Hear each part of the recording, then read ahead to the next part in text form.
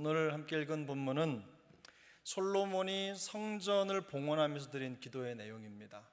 기도가 우리가 읽은 대로 22절부터 진행이 돼서 53절까지 되는데, 이 전체 기도가 크게는 10개의 기도 제목으로 나눠져 있습니다. 그 10개의 기도 제목 중에서 첫 번째 기도가 뭐였냐면, 하나님 언약을 지켜주시고 우리에게 은혜를 베풀어 주옵소서, 이런 기도였어요. 다윗의 나라라고 하는 영광스러운 이름이 있죠. 하나님은 다윗에게 하나님의 말씀을 청종하고 그 뜻대로 행하면 그 나라가 영원할 것이라는 약속을 주셨습니다. 근데 지금 솔로몬이 그 약속을 붙잡고 하나님께 기도하는 겁니다. 다윗의 나라가 영원하게 해주시옵소서. 아버지 다윗에게 은혜를 주셨던 것처럼 제가 하나님 앞에 충성된 삶을 살아가면 하나님, 저의 나라도 이스라엘이 영원한 하나님의 나라가 되게 하여 주옵소서, 이런 기도를 드린 겁니다. 두 번째 기도는 주의 백성들을 지켜보시고 백성이 성전에서 드리는 기도를 들어주시옵소서, 이런 기도였어요. 기본적으로 솔로몬은 하나님이 성전 안에만 계실 수 없는 분이라는 것을 알고 있습니다. 너무너무 잘 알고 있었어요.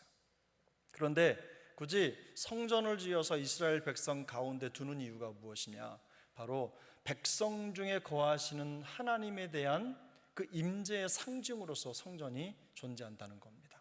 그래서 하나님은 성전에 담으실 수 없는 분이시죠. 그러나 항상 그의 백성과 함께 하시며 그 백성들의 기도를 들으시는 분이시다, 이 얘기를 하는 거죠. 그래서 하나님, 이 성전은 그저 하나님의 임재를 깨닫고 아는 그것 이상 그것 이하도 아닙니다. 하나님이 우리와 함께 계십니다. 우리가 하나님 앞에 기도할 때 하나님은 우리의 기도를 들으시옵소서. 항상 함께 계셔서 그 백성이 드리는 기도를, 이 성전에서 드리는 기도를 들으시고 하나님 뜻대로 이루어 주시옵소서, 이런 간절한 기도를 두 번째 기도 제목으로 드렸어요. 세 번째 기도 제목은 무엇이냐? 하나님의 공의를 위한 기도를 드렸죠. 이 공의가 무엇이냐면 이겁니다. 하나님, 우리 중에 재판관은 하나님밖에 없습니다. 하나님의 우리의 모든 상황의 재판관이 되어주셔서 우리의 의가 되어주시옵소서. 어려운 일을 만나고 뭔가 판결이 어려울 그 순간에 하나님이 그 중간에 계셔서 그 분쟁을 다루어 주시고 하나님이 모든 것 위에 함께하여 주옵소서. 악을 행하는 자에게는 하나님이 책망하시고 그 행위대로 갚아주시고, 또 의를 행하는 자에게도 하나님 그 의대로 갚아주시옵소서, 이렇게 기도한 겁니다. 그리고 이제 오늘 본문까지 와서 오늘이 네 번째 기도 제목인데, 오늘 이 네 번째 기도 제목을 함께 나눌 텐데, 솔로몬이 드리는 기도의 전반적인 내용을 가만히 보면요, 특별히 오늘 이 네 번째와 다섯 번째와 여섯 번째 기도가 서로 밀접하게 연결이 되어 있는데, 그중에 네 번째 기도의 내용이 그거예요. 내용을 가만히 들여다보면 매우 현실적입니다. 상황이나 그냥 뜬구름 잡기의 그런 기도가 아니라 매우 현실적이고, 하나님의 백성이라고 불리는 이스라엘이 직면할 수 있는 다양한 환경들을 고려해서 기도를 하고 있어요. 믿는 자라고 해서 죄의 문제나 재난이 자동적으로 피해가지 않죠. 그런 모든 상황들을 염두에 둡니다. 그리고 때에 따라서는 혹독하게 그 죄에 대해서 징계를 받을 수 있다는 것도 염두에 두고 조심스럽게 하나님께 기도합니다. 그래서 솔로몬은 이 기도를 통해서 실패도 할 수 있고 재난에 빠질 수도 있고 고통을 겪을 수도 있고 좌절할 수도 있지만, 중요한 한 가지 포인트를 가지고 기도를 하는데, 그 부분이 바로 네 번째, 다섯 번째, 여섯 번째에도 강조가 돼서 나오는데요, 바로 이겁니다. 간절한 회개와 고백을 중요하게 생각해요. 그래서 하나님 앞에서 답답하고 어려운 일을 겪을 수 있지만, 결국은 그런 모든 와중에도 결국은 성도에게 가장 중요한 것은 회복인데, 그 회복의 역사가 바로 고백과 회개를 통해 시작한다라는 점을 염두에 두고 하나님께 기도를 드립니다. 그래서 네 번째 기도 제목은 이겁니다. 패배자의 기도를 들어주시옵소서. 패배자, 망했을지라도 하나님 그 기도를 들어주시옵소서, 이렇게 기도하는 거예요. 이게 네 번째 기도입니다. 오늘 본문 33절 34절이죠. 우리 33절 한 번 더 읽어보겠습니다. 만일 주의 백성 이스라엘이 주께 범죄하여 적국 앞에 패하게 되므로 주께 돌아와서 주의 이름을 인정하고 그 성전에서 주께 기도하며 간구하거든, 그랬습니다. 솔로몬은 백성이 주께 범죄해서 적국 앞에 패하게 될 수 있다는 상황을 염두에 두죠. 그때를 위해서 기도합니다. 이 패배, 이스라엘 백성들이 이방 나라에게 잡아먹히는 겁니다. 완전히 무너지는 거죠. 사실 이런 일들이 실제로 일어납니다. 어떻게 일어나냐면 솔로몬 이후에 이스라엘이 하나님 외에 가나안 땅에 편만한 이방의 신상들을 가슴에 두고 그것들을 섬깁니다. 하나님을 섬기는 그 마음이 점점 약해지는 거예요. 세상 가운데 있으면서 정말로 지켜야 할 그 믿음의 도리를 지키지 않는 겁니다. 그래서 이스라엘 백성들이 결국에는 패배하죠. 엄청난 패배를 경험하게 되는 겁니다. 미리 그런 역사를 내다보았는지 아니면 마음속에 불길한 생각이 들었는지 하는 우리가 생각해 볼 수 있겠지만, 사실 솔로몬은 지금 패배한 사람이 아닙니다. 엄청난 성공을 이루었고 강성대국을 이루고 있는데도 불구하고 지금 이 기도를 드리고 있다는 것을 보면, 이 솔로몬이 하나님 앞에서 패배하지 않기 위해서 하나님의 백성들이 어떤 방법으로 살아야 하는지에 대해서 너무 잘 알고 있었다는 것을 우리가 생각할 수 있어요. 근데 이게 단순히 나라적인 패배뿐만 아니라 지극히 개인적인 삶과도 밀접하게 관련이 있습니다. 항상 그런 것은 아니지만 솔로몬은 우리가 경험할 수 있는 패배가 개인의 죄와 연결이 되어 있다는 것도 염두에 두고 있죠. 구약 성경과 신약 성경을 쭉 읽다 보면 이 죄, 하나님 앞에 죄라는 단어가 여러 차례 등장을 하죠. 근데 구약의 죄라고 하는 단어하고 신약의 죄라고 하는 단어하고 이 두 개가 똑같은 의미를 가지고 있는데, 그 의미가 뭐죠? 여러분 성경 공부하시면서 다 했는데 혹시 기억나십니까? 관역에서 벗어났다입니다. 관역에서. 이 죄라는 말이 관역에서 벗어났다 혹은 길을 잃어버렸다, 이런 의미가 이 죄라는 단어 속에 담겨져 있어요. 쉽게 말하면 하나님의 기준이나 뜻에서 어떻게 되었어요? 벗어났다는 겁니다. 그게 바로 죄, 성경이 말하는 죄의 본질입니다. 그런데 이 패배가 개인적인 패배이든 나라의 패배이든 그들이 이 결과적으로 얻은 이 패배가 하나님의 길에서 벗어났기 때문에 얻은 부정적인 열매라는 겁니다. 죄를 지어 피할 수 없는 결과를 마주했다는 사실, 이게 그들에게는 뼈아픈 상처인데, 그런데 여기에서 솔로몬이 강조하는 게 있어요. 죄를 지었고 이런 결과를 마주했다. 이거보다 더 중요한 것은 그 죄를 지은 다음에 그 죄 문제를 해결하는 방법입니다. 솔로몬은 매우 간단하게 그리고 단순하게 아주 중요한 해결책을 제시하는데요, 여기 우리가 읽었던 33절에 보면 이런 표현이 있죠. 주께로 돌아와서 주의 이름을 인정하고 주께 기도하며 간구하거든. 다시요. 주께로 돌아와서 주의 이름을 인정하고 주께 기도하며 간구하거든. 패배를 극복하는 방법은 이겁니다. 주께로 돌아와서 주의 이름을 인정하고, 이거죠. 이게 우리가 잘 아는 용어로 뭐죠? 회개입니다. 회개. 그러니까 죄로 인한 패배를 극복하는 가장 중요한 방법이 뭐냐면 지금 회개. 그러니까 하나님의 백성의 회복이 어디에서부터 시작하느냐? 바로 이 회개에서부터 시작한다는 걸 얘기하고 있는 겁니다. 하나님께로 돌아가고 그분의 주인이심을, 그분이 우리의 주인이심을 고백하면서 그 상한 심령을 가지고 하나님 앞에 간구하며 부르짖는 거예요. 그 간절한 기도의 여정이 바로 믿는 자의 회복, 이 회복의 첩경이라는 거죠. 지름길이라는 겁니다. 솔로몬은 하나님께 회개하여 돌아온 백성의 죄를 사하고 또 조상들에게 주신 땅으로 돌아오게 해달라고 기도합니다. 그게 34절의 내용이죠. 그 땅으로 돌아오게 해달라. 근데 여러분, 이 그 땅이 어디입니까? 그 땅.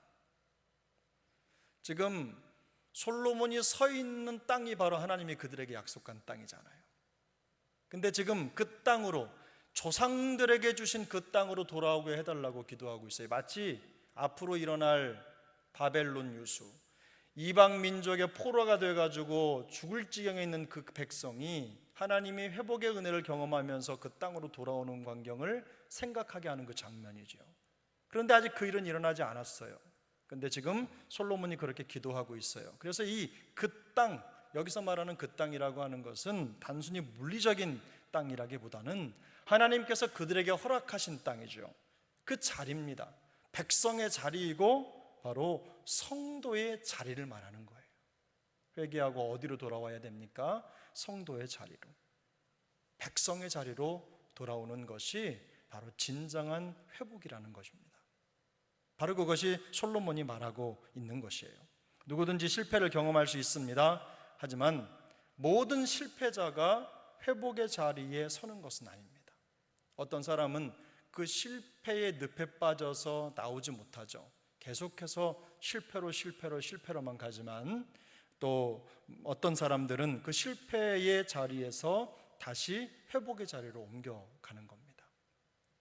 인간관계 속에서 사실 상대적인 박탈감을 느낄 수 있습니다. 우리가 무슨 전쟁을 하고 싸워서 이기고 지고 그 사이에만 패배가 있는 게 아니라 모든 우리의 삶의 여정 속에 그런 일들이 있을 수 있어요. 예상치 못한 현실 상황 속에서 다양한 형태의 패배감을 경험할 수가 있습니다. 패배하지 않기 위해서 사실은 죄를 피하면 됩니다. 그런데 그게 참 어렵죠. 왜 어렵습니까? 기본적으로 우리의 마음과 생각이 부패했기 때문입니다. 그 생각의 늪을 벗어나야 되는 건데, 감정의 늪을, 마음의 늪을 벗어나야 되는 게 그게 참 어려워요. 잘 되질 않아요. 그래서 예레미야 선지자는 만물보다 거짓되고 심히 부패한 것이 뭐라고 했어요? 마음이라고 했죠. 마음. 그런데 이 내용을 더 신랄하게 고백한 사람이 있습니다. 그게 누구냐면 이 솔로몬인데, 물론 전도서에 그 내용이 나오거든요. 근데 이 솔로몬이 전도서의 저자냐 아니냐, 물론 이 신학적인 문제가 있습니다. 저자가 확실하게 고정이 되지 않지만, 그러나 모든 상황으로 봤을 때 후대에 기록된 것이라 할지라도 솔로몬과 밀접한 관계가 있는 글이 바로 전도서입니다. 근데 이 전도서 9장 3절에 그 내용이 나와 있어요. 우리 한번 같이 보실까요? 9장 3절, 전도서 9장 3절 함께 읽습니다. 모든 사람의 결국은 일반이라, 이것은 해 아래에서 행해지는 모든 일 중에 악한 것이니 곧 인생의 마음에는 악이 가득하여 그들의 평생에 미친 마음을 품고 있다가 후에는 죽은 자들에게로 돌아가는 것이라. 좀 섬뜩하지 않습니까? 인생의 마음에는 악이 가득하여 그들의 평생에 미친 마음을 품고, 이게 미친 마음이 진짜 우리가 알고 있는 그 미친입니다. 미친 마음을 품고 있다가 후에는 죽은 자들에게로 돌아가는 것이라. 그만큼 우리의 이 인간의 상태가 그렇다는 겁니다. 인간의 마음이 얼마나 위태롭게 오염의 심각성을 가지고 있는지를 보여주는 거예요. 우리가 견고하다 하더라도 어느 한순간 오염되고 무너질 수 있는 가능성이 얼마나 농후한지 몰라요. 이런 마음의 상태 때문에 인간은 항상 죄에 대해서는 실패의 가능성을 품고 있는 겁니다. 마치 다이너마이트를 지니고 있는 것처럼 언제 건드려도 폭발할 정도의 상태에 놓여 있다는 것이죠. 물론 성도는 1차적으로 죄를 피해야 합니다. 죽기까지 싸워야 되겠죠. 피 흘리기까지 싸우면서 죄를 피해야 하지만, 그것보다 이런 우리의 현실이 보여주는 것은 하나님의 은혜가 없이는, 하나님의 백성으로서 복된 삶을 살아간다는 것이 어때요? 불가능하다는 것입니다.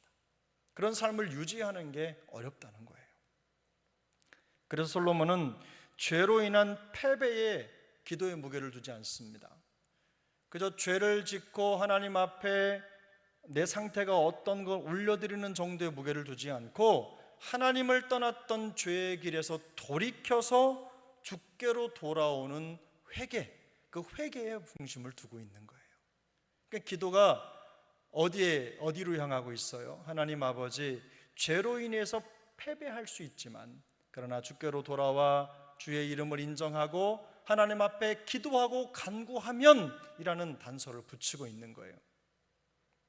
죄악의 길에서 완전히 돌이켜서 주께 돌아와 이전의 관계를, 하나님과의 관계를 회복하기 위해서 하나님 제가 혼신을 다하면, 이런 뜻이에요.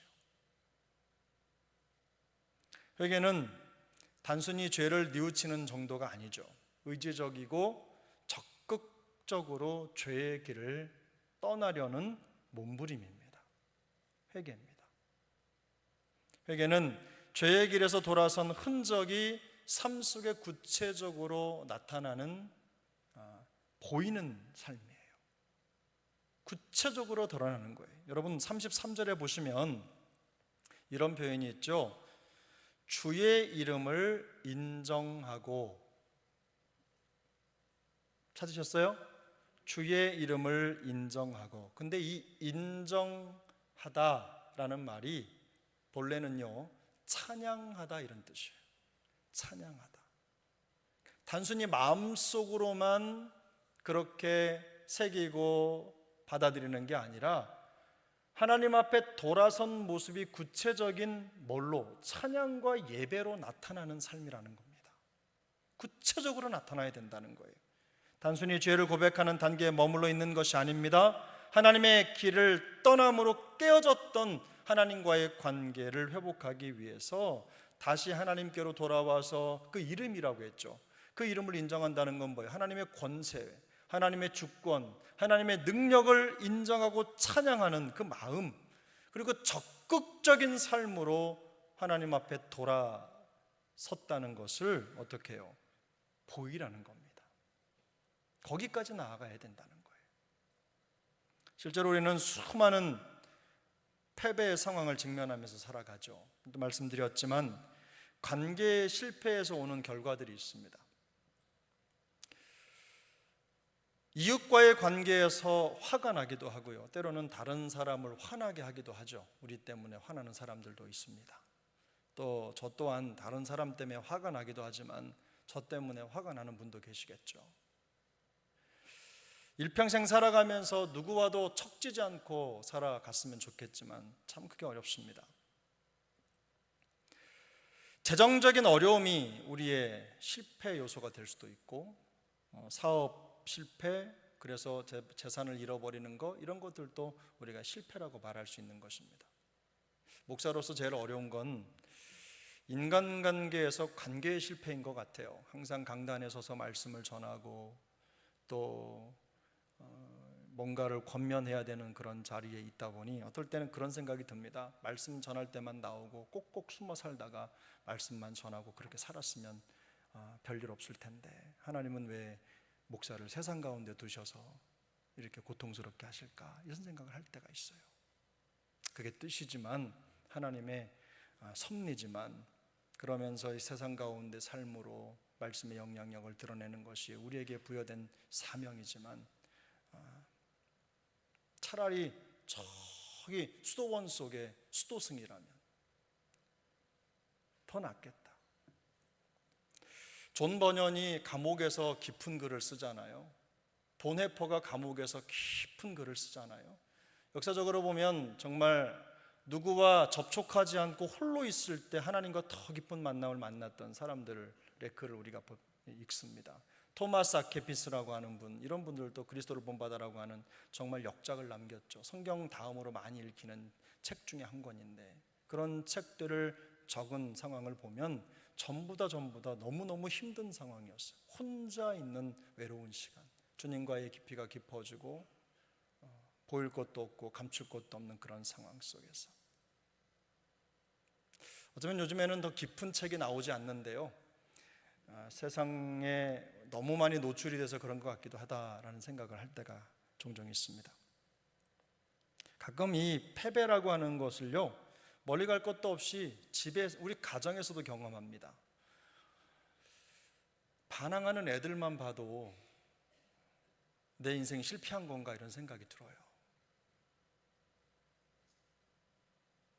예전에 물론 우리 제자훈련생들도 있지만 이런 회의도 있었어요. 제자훈련을 왜 하나? 제자훈련 추가로 시켜놓으면 그냥 배신하고 등에 칼 꽂고 이런 일들이 너무나 많거든요.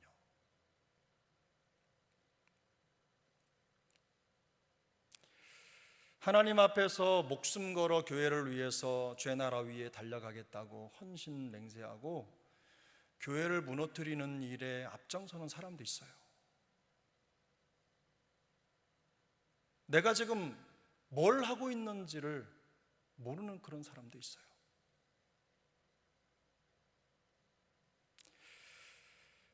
이런 과정이 어쩌면 패배감을 느끼게 하는 상황일 수 있습니다. 질병이 그럴 수도 있고요, 사고와 같은 수많은 고난과 또 재난, 이 불행으로 인해서 우리가 삶의 모든 영역에 어떤 자리에 있든지 패배감을 느낄 수 있다는 겁니다.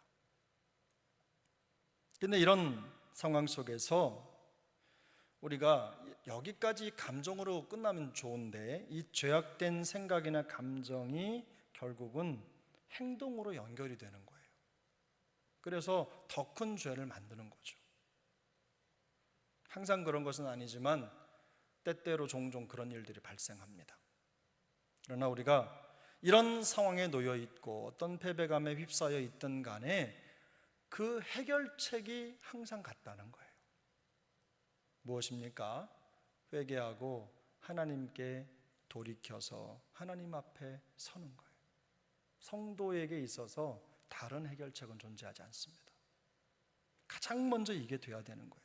하나님께 용서를 구하고 새로운 회복을 허락해 주시기를 간절히 간구하고 기도해야 된다는 겁니다. 우리를 죄짓게 하고 넘어지게 했던 사단 마귀의 괴략에 빼앗겼던 우리 마음의 영토를, 생각의 영토를 하나님께 돌아가는 진실한 회개를 무기 삼아서 다시 탈환해야 된다는 거예요. 탈환. 제가 이 본문을 묵상하는데 이 단어가 그냥 떠오르더라고요. 탈환.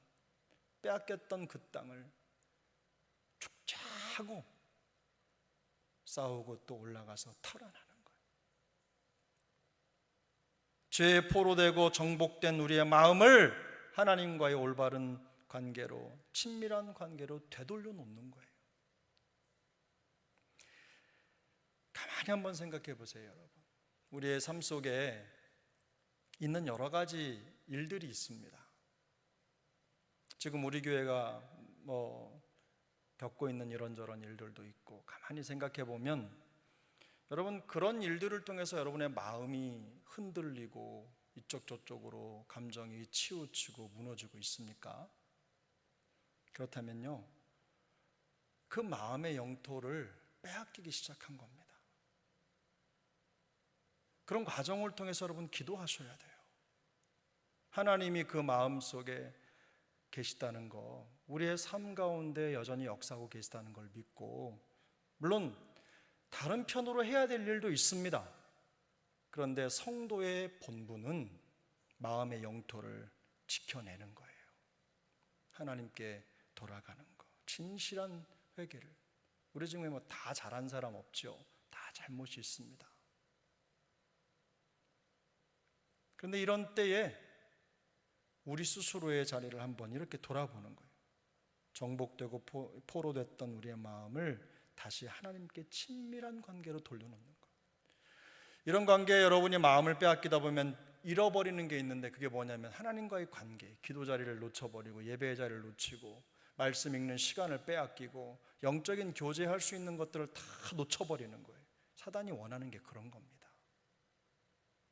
의도적으로라도 그럴 때는 더 기도하셔야 되고, 평소에 5장 성경 읽었다면 10장 읽으셔야 되고, 그리고 예배, 수요 예배, 애낙골에 뿐만 아니라 모든 새벽 예배까지도 그땐 더 열심히 나오셔야 돼요.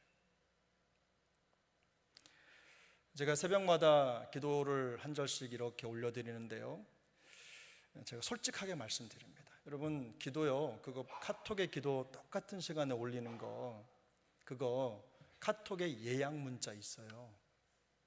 그거 아시죠? 저는 예약 문자 사용하지 않습니다. 적어도 제가 그 시간에만큼은 그 시간에 같은 마음으로 그 시간에 맞춰서 해야지. 그러고 2분 전에 알람 맞춰놓고요, 5분 전에 맞춰놓고요, 20분 전에 맞춰놓고요, 제가 일어나서 그 시간에 딱 드리려고 그 딱 맞춰서 하려고 저도 무던 애를 써요. 그것만큼은 지켜야지, 이런 마음으로. 자동적으로 되는 거 있어요. 평상시라면 괜찮아요.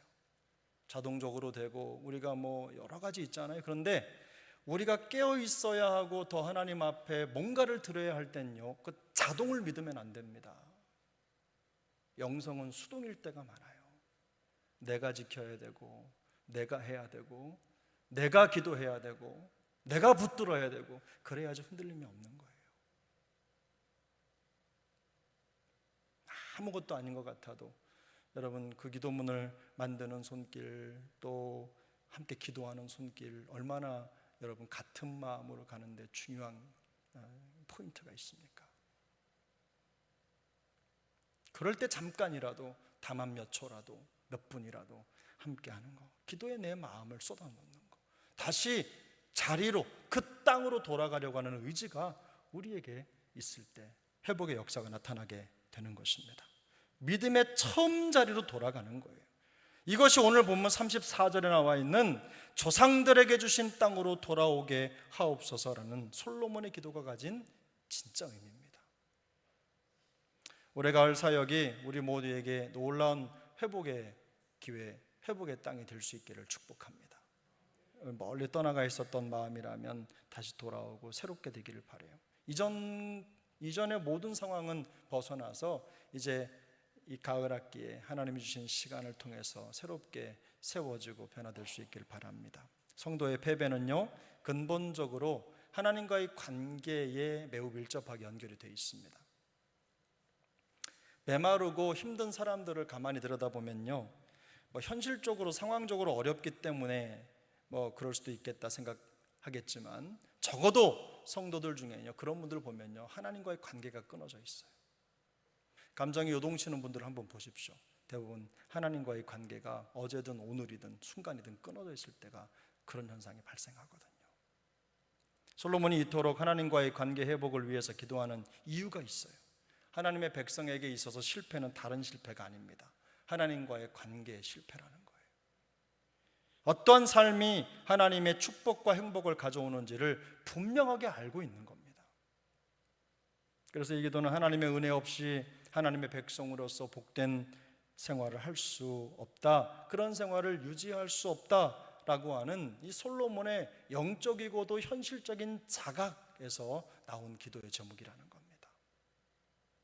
그러므로 하나님과의 관계 회복에 우리의 모든 관심이 집중되는 이번 학기가 될 수 있기를 축복합니다. 여러분, 이번 학기 한번 그거 목표 걸고 한번 달려보십시오. 하나님과 더 가까워지는 데 우리의 마음을 두자. 패배했을지라도, 지금까지 패배가 우리 일상이라 할지라도 주께 돌아와서 주님의 이름을 인정하고 간구하고 기도하는 그런 믿음의 길을 되찾기만 한다면 소망이 있는 겁니다. 올 가을이 그런 가을 될 수 있기를 바랍니다. 오늘 우리 솔로몬의 기도를 통해서 제가 한번 정리를 해봤더니 그런 거예요. 회복의 3단계, 회복의 3단계, 성도 회복의 3단계가 있는데 그게 뭐냐면요, 이겁니다. 1단계는 하나님께 돌아오라. 2단계는 하나님의 이름을 인정하라. 3단계는 기도하고 간구하라. 3개죠. 따라해 보실까요? 하나님께 돌아오라. 하나님의 이름을 인정하라. 하나님께 기도하라. 여러분, 우리가 하나님의 이름을 인정하고 주께 돌아오고 다시 하나님께 돌아오고 주님의 이름을 인정하고 하나님께 기도하고, 이것만 요 세계만 사이클이 잘 돌아가도 하나님과의 관계가 세워지고 우리가 회복을 경험하게 되는 거예요. 언제든 실패를 혹은 실패감을 느낄 수 있지만 주께 돌아와 주의 이름을 인정하고 주님께 간구하고 기도할 때 하나님이 우리에게 놀라운 회복의 은혜를 베풀어 주실 것입니다.